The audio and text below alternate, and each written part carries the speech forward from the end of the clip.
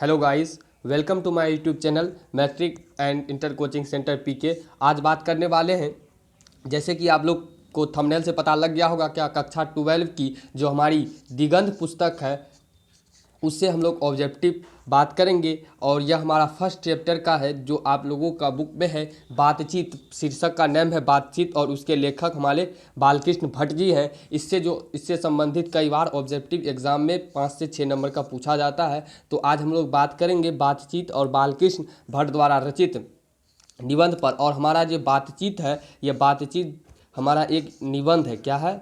ये निबंध है और जिसके लेखक बालकृष्ण भट्ट हैं।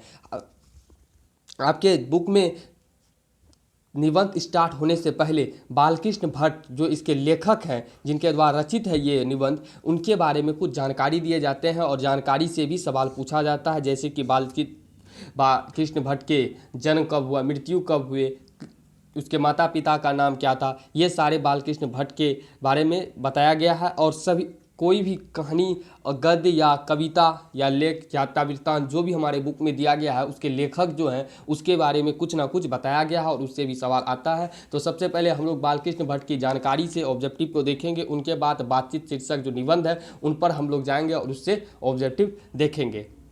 तो चलिए, सबसे पहला सवाल आज हम लोगों का है, क्या बालकृष्ण भट्ट का जन्म कब हुआ था। तो बालकृष्ण भट्ट जो हमारा कौन है, इस बातचीत शीर्षक के लेखक हैं। उसी के बारे में सबसे पहला क्वेश्चन जो कई बार एग्जाम में पूछा गया है, क्या बातचीत के लेखक बालकृष्ण भट्ट जो है, जो उसका जन्म कब हुआ था, यानी कि बालकृष्ण भट्ट का जन्म कब हुआ था। 23 जून 1844, 23 जून 1835, 20 जुलाई 1914, 21 जुलाई 1915। तो इसका करेक्ट आंसर है 23 जून 1844 ईस्वी को बालकृष्ण भट्ट का जन्म हुआ था। वहीं हम लोग सेकेंड क्वेश्चन बात करेंगे, क्या बालकृष्ण भट्ट का मृत्यु कब हुआ था। तो जन्म और मृत्यु बहुत ही इंपॉर्टेंट होता है। तो जन्म हम लोग देख चुके हैं, मृत्यु पर बात करें, क्या बालकृष्ण भट्ट की मृत्यु कब हुआ। 20 जुलाई 1914, 27 जुलाई 1935, 1535, 21 जुलाई 1915, इनमें से कोई नहीं। तो अगर बालकृष्ण भट्ट की मृत्यु के बारे में पूछा जाए तो इसका करेक्ट आंसर है 20 जुलाई 1914। क्या है आंसर? 20 जुलाई 1914 बालकृष्ण भट्ट की मृत्यु हुई थी। बालकृष्ण भट्ट कहाँ के रहने वाले थे, यानी कि बालकृष्ण भट्ट कहाँ के रहने वाले थे। इलाहाबाद के, मुजफ्फरपुर के, इलाहाबाद उत्तर प्रदेश का, इनमें से कोई नहीं। तो बातचीत की शीर्षक के जो लेखक हैं बालकृष्ण भट्ट, वह हमारे इलाहाबाद उत्तर प्रदेश के रहने वाले थे। कहाँ के थे? इलाहाबाद उत्तर प्रदेश के रहने वाले थे।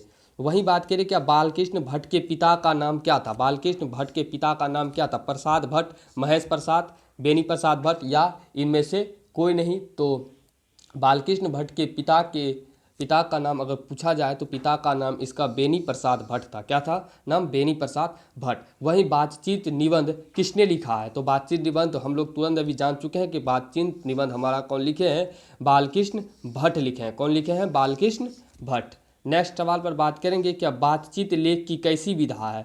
बातचीत जो लिखी गई है वह कैसी विधा है, आप लोग बता चुके हैं। कहानी है या यात्रा वृत्तांत या कविता है, निबंध है। तो आप लोग जानते ही होंगे क्या हमारा जो बातचीत लेख है उसकी विधा जो है वह निबंध है। कैसी है? निबंध।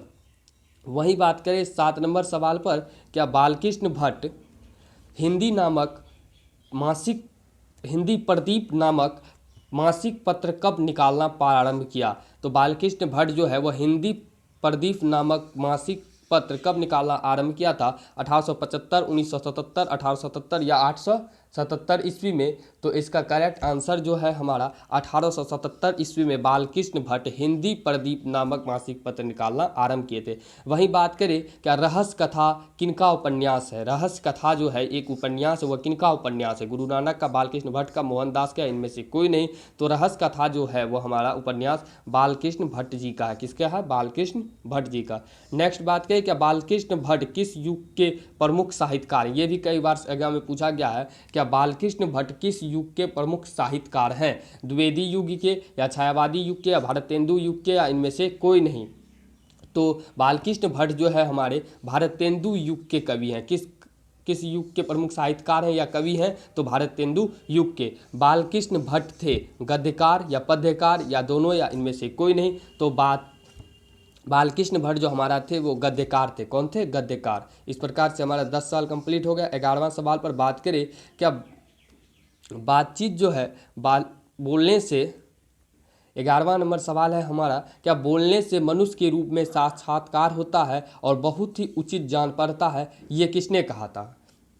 आप लोगों के बुक में है, क्या बोलने से ही मनुष्य के रूप में साक्षात्कार होता है और बहुत ही उचित जान पड़ता है, यह किसने कहा था? बेन जॉनसन, एडिसन, रॉबिन्सन या इनमें से कोई नहीं? तो इसका करेक्ट आंसर है बेन जॉनसन ने कहा था कि बोलने से मनुष्य के रूप में साक्षात्कार होता है। नेक्स्ट बात करें, क्या असली बातचीत सिर्फ दो व्यक्तियों में हो सकती है, ये कथन किसका है? असली बातचीत, 12वां नंबर हमारा सवाल है, क्या असली बातचीत सिर्फ दो व्यक्तियों के बीच हो सकता है? बेन जॉनसन कहे थे या हम लोगों का या एडिसन का या कोई नहीं? तो असली बातचीत जो के बारे में जो बताए थे वो हमारे एडिसन जी बताए थे, क्या असली बातचीत सिर्फ दो व्यक्तियों के बीच में हो सकता है। नेक्स्ट बात करेंगे, क्या 13 नंबर सवाल है, कि 4 से अधिक बातचीत क्या कहलाती, यानी कि 4 से अधिक लोगों की बातचीत क्या कहलाएगी?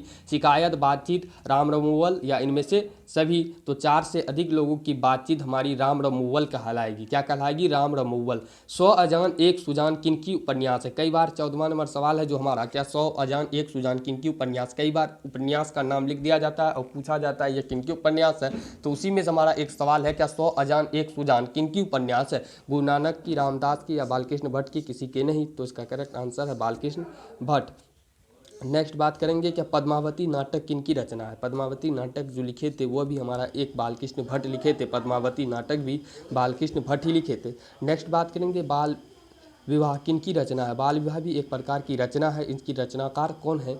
बालकृष्ण भट्ट या चंद्रधर शर्मा गुलेरी या अमधारी सिंह दिनकर या इनमें से कोई नहीं? तो बाल विवाह की रचना जो किए थे वो बेनी प्रसाद भट्ट जी ही किए थे। नेक्स्ट बात करेंगे, नूतन ब्रह्मचारी, नूतन ब्रह्मचारी किनकी रचना है? रामधारी सिंह दिनकर, जयशंकर प्रसाद की या मलिक मोहम्मद क्या इनमें से कोई नहीं? तो नूतन ब्रह्मचारी जो हमारी रचना है इसका करेक्ट आंसर है इनमें से कोई नहीं। तो इसका इस प्रकार से हमारा 17 सवाल कंप्लीट हो जाता है नूतन ब्रह्मचारी किनकी रचना है इसे लेकर। अब बात करेंगे 18वां नंबर सवाल पर, क्या हमारी साधारण बातचीत में करतल ध्वनि का कोई मौका रहता है या नहीं? हमारी जो साधारण बातचीत या घरेलू जो बातचीत होती है उसमें करतल ध्वनि जो होता है वो उसका मौका होता है या नहीं? हाँ या नहीं या दोनों या इनमें से कोई नहीं? तो हमारी साधारण बातचीत में करतल ध्वनि नहीं होती है। नेक्स्ट बात 21 नंबर सवाल पर 19 नंबर सवाल पर बात करें, क्या स्पीच का उद्देश्य सुनने वाले लोगों के मन में क्या पैदा करते हैं? यानी कि जो लोग स्पीच देते हैं सुनने वाले लोग के मन में स्पीच सुनकर क्या पैदा होता है? जोश, उत्साह या दोनों या इनमें से कोई नहीं? तो स्पीच सुनने से लोगों के मन में जोश और उत्साह दोनों पैदा होता है। नेक्स्ट बात करेंगे 20 नंबर सवाल पर, क्या बातचीत करने से क्या होता है? चित्त हल्का हो जाता है, स्वच्छ और परम आनंद मिलता है, दोनों या इनमें से कोई नहीं? तो बातचीत करने से हमें जो होता है वह दोनों होता है, अर्थात चित्त भी हल्का हो जाता है और स्वच्छ और परम आनंद भी मिलता है। नेक्स्ट बात करेंगे 21 नंबर सवाल पर, क्या रॉबिन्सन क्रूसो जो आप लोगों के चैप्टर में दिया होगा, क्या रॉबिन्सन क्रूसो को कितने वर्ष तक मनुष्य का मुख देखने को नहीं मिला था? आप लोग चैप्टर में पढ़ेंगे कि रॉबिन्सन क्रूसो जो है कितने वर्ष तक मनुष्य का मुख देखने नहीं मिला था। वे कुत्ते और बिल्ली जानवरों के साथ में जंगलों में रहे थे। तो 19 वर्ष तक, 16 वर्ष तक या 38 या 36 वर्ष तक? तो इसका करेक्ट आंसर है 16 वर्ष तक रॉबिन्सन क्रूसो को मनुष्य का मुख देखने नहीं मिला था। नेक्स्ट बात करेंगे, वही रॉबिन्सन क्रूसो से संबंधित 22वां जो ऑब्जेक्टिव है, क्या 16 वर्ष के उपरांत किसके मुंह से उसने एक बात सुनी? यानी 16 वर्ष जब हुए थे रॉबिन्सन क्रूसो, उनके बाद वो किनके मुंह से एक बात सुनी थी? फ्राइडे के, अलेक्जेंडर कनिंघम या इनमें से कोई नहीं? तो इसका करेक्ट आंसर है फ्राइडे के मुख से 16 वर्ष के उपरांत उसने बात सुनी थी। कौन? तो रॉबिन्सन क्रूसो। नेक्स्ट बात करेंगे, मनुष्य के बोलने पर प्रकट होता है, मनुष्य जब यानी अर्थात मनुष्य जब बोलता है तो क्या प्रकट होता है? गुण तथा दोष, साक्षात्कार या दोनों या इनमें से कोई नहीं? तो जब मनुष्य बोलता है तो उनका दोनों प्रकट होता है, गुण तथा दोष, साक्षात्कार, अर्थात दोनों इसका करेक्ट आंसर है। नेक्स्ट बात करेंगे, बातचीत में बाबा आदम की समय की दास्ताना कौन शुरू करता है? यानी बातचीत जब स्टार्टिंग होती है उसमें बाबा आदम समय की दास्ताना को कौन प्रस्तुत करता है? बूढ़े लोग, जवान लोग, बच्चे लोग या इनमें से कोई नहीं? तो बातचीत में बाबा आदम समय की दास्ताना जो प्रस्तुत करता है वो हमारे बूढ़े लोग करते हैं। कौन करते हैं? बूढ़े लोग। नेक्स्ट बात करेंगे, किनकी बातों में 4 सच तो 10 झूठ होती है? इनकी नहीं है, सॉरी, यहाँ आपका किनकी बातों में 4 सच तो 10 झूठ होती है? बुढ़ों की, औरतों की, औरत की, इनमें से कोई नहीं? तो बुढ़ों की जो बातचीत होती है उनमें 4 सच तो 10 झूठ ही होती है। नेक्स्ट बात करेंगे, बहू बेटियों के गिला शिकवा की बातें कौन करते हैं?